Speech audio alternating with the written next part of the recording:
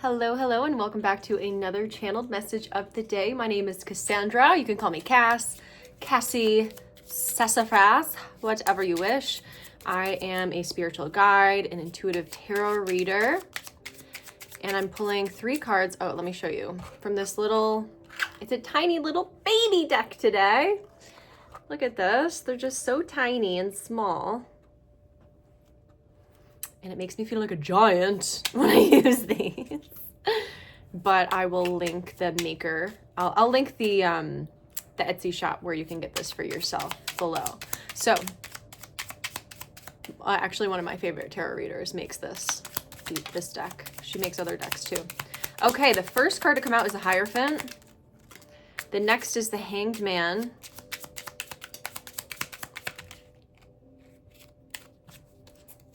The letter H, the Hierophant, the Hanged Man. And then what's the last one? Okay.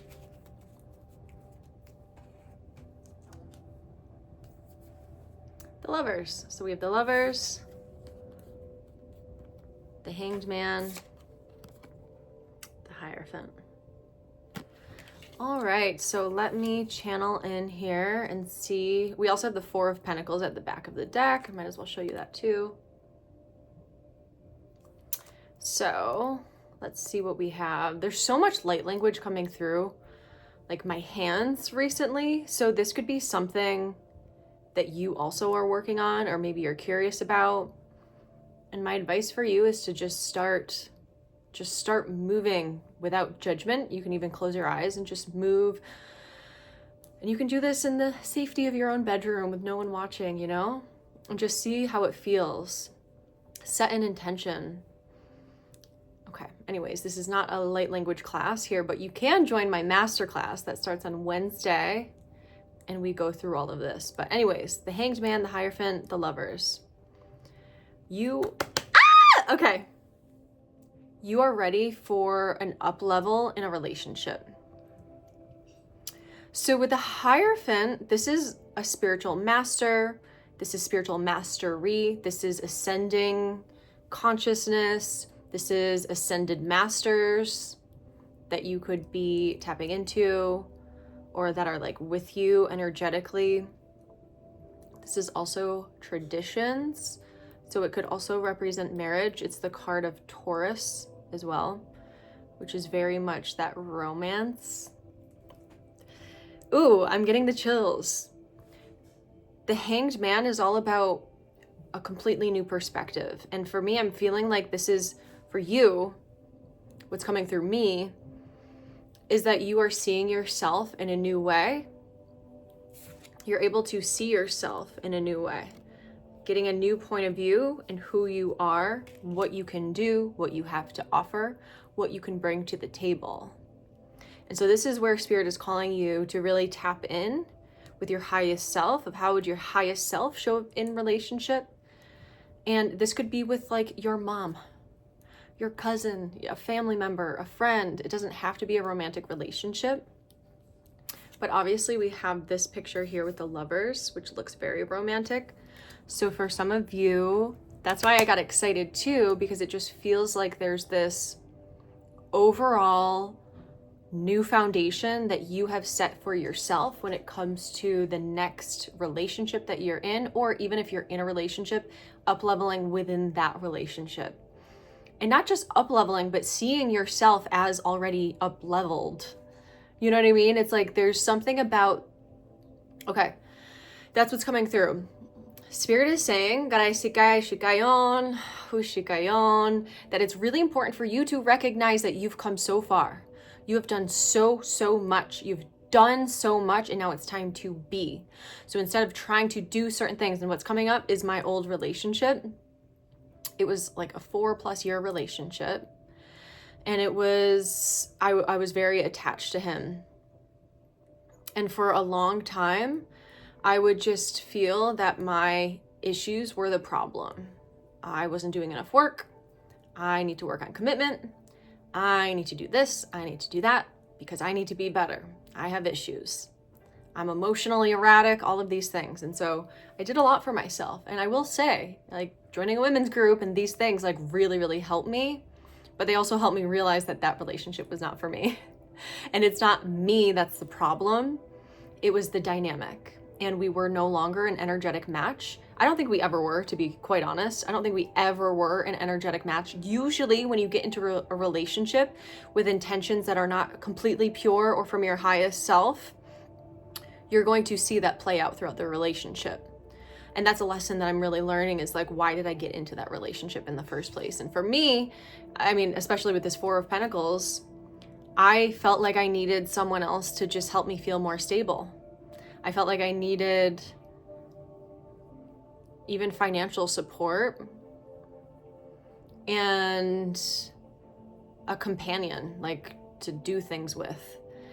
And so it just kind of like, my intentions were not like, basically when you want to go, like, going into a relationship, you want this person to be a cherry on top of the beautiful sundae that you already are.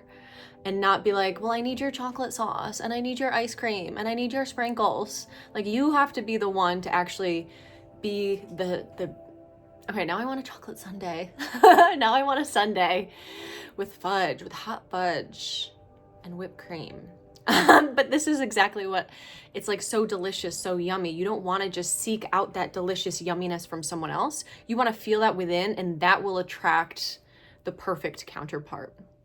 And so that's coming up. Spirit wants me to explain that to you because it's really important for us to really see the intention. That's a theme coming through today in general, is the intention behind why we are choosing this, saying yes to this, saying no to that. I shared on my Instagram stories today that I ended up cutting my hair, and I kind of was sad about it after. But it's crazy because my intuition, like my Hierophant energy, was coming through before that to let me know, like, don't chop it all off, because I had a dream that I did and I was really, really upset. And I didn't listen to it because it was months before. And I just was thinking that it was important for me to cut off the dead weight that kind of actually had to do with my ex, by the way. And just chop it off and get rid of it. And that's what my mind was, that's the thought. And I was like, yes, I'm going with it. But did I sit there and actually ask myself, I mean, you don't have to like sit there and meditate before every little decision, but something like this for me, it really taught me, okay, hold on, before, like, I had that dream in the back of my mind, but I was just like, no, because like, and I was rationalizing. And intuition comes from a different place than our rational mind. They're two different things. So oftentimes when we listen to our rational mind, we're not listening to the intuition. It's one thing if they both can kind of come together, which is the goal ultimately. And that's really ascending consciousness, which, you know, takes some time. And a lot of people don't even get there in this lifetime, but that's okay. It's really just a matter of allowing yourself to hear another perspective from yourself before you go ahead and jump into something right away. And so this is what's happening with relationships with you. There's this call for slowing down and call for looking at the mastery that you already have, the dreams that you've already had, like literally your dreams, but also maybe your like literal and figurative dreams. The journals entries that you've written, like actually maybe looking at those once in a while, journaling more, really being in touch with your inner world. And as you do this, as you see yourself, allow yourself to see yourself from different perspectives, from different angles, you will be able to make the best decision for yourself, coming from a more aligned place where you're not like, damn, I regret cutting my hair. That's an example. Or like that relationship that I was in for 4 years, I absolutely don't regret that at all, because it taught me so much. And the biggest lesson to come out of that was, listen to your intuition a little bit more, Cass. Just a little bit more, because, you know, you don't want to stay in a relationship at the expense of you and this other person's sanity and actual aligned relationships that are waiting on the other side of that. But these things happen for a reason. And so there is this stable relationship, especially if you're single, or if you're about to get out of a relationship, there's something better that's coming. There's something better that's coming. And you're going to align with this perfectly when you slow it down, when you tap into what you know, like here, here, here, like your aura, your energy, your heart, your mind, your body. When you really allow yourself to tap into that, right? Look at this. She's nice and calm and collected, slowing down and really seeing herself in a completely different perspective before jumping into something with no intention or intentions that are coming from the ego, because that's really, really easy to do. And this is the game of life. This is the game of life, is just doing the best that we can in any given moment. And this is one of the tools that I personally like to use, which is my intuition. Sometimes I don't use it, and then I learn about it afterwards. I wondered why. I was like, why did that happen? And now I'm realizing, as I'm really teaching intuition and really stepping into my Hierophant role, I had to learn these lessons so I can teach people, just slow it down a little bit. Listen to your dreams. Like, you've got the message, but how are you responding to the message? And how are you over rationalizing to not listen to your intuition because maybe it's uncomfortable or you think it's what you should do? That will fucking kill us and take us away from our intuition, is the shoulding all over ourselves. So no more shoulding, just more knowing that you know, knowing that you know, trusting that you know. And there's a nice, beautiful, solid relationship that is coming through for you that is going to feel very stable because of your stability. Remember, you bring the sundae, and then the other person can be a nice cherry on top, because you already got it all, baby. You maybe already have a cherry and it's like an extra cherry, maybe a little extra sauce, you know, depending on this person and what they bring to the table. So I'm excited for you. Exhale. And let's just do, I like to end these with a little bit of an activation. So just this light language has been coming through non-stop. And so that's Spirit telling me to use it and to help others, to help activate others. So really just breathe. Just breathe right now here for the next 30 seconds or so. Take it in.